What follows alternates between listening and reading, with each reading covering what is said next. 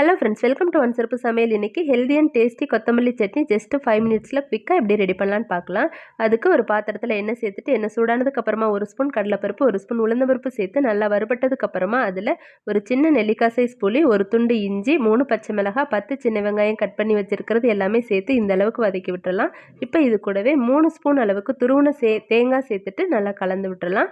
அது கூடவே ஒரு கட்டு கொத்தமல்லி இலையை வேர் மட்டும் எடுத்துட்டு காம்போடையே கட் பண்ணி வச்சுருக்கோம், அதையும் சேர்த்துட்டு ஒரு நிமிஷத்துக்கு வதக்கி விட்டுட்டு ஃபைனலாக தேவையான அளவு உப்பு, 1/4 டீஸ்பூன் அளவுக்கு பெருங்காயத்தூள் சேர்த்துட்டு கலந்து விட்டுட்டு ஸ்டவ் ஆஃப் பண்ணிடலாம்.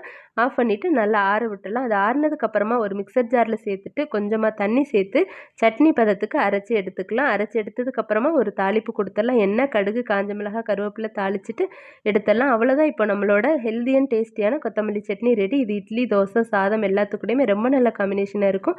நீங்களும் ட்ரை பண்ணி பாருங்கள். ட்ரை பண்ணி பார்த்துட்டு எப்படி இருக்குன்னு கமெண்ட் பண்ணுங்கள். தேங்க்ஸ் ஃபார் வாட்சிங்.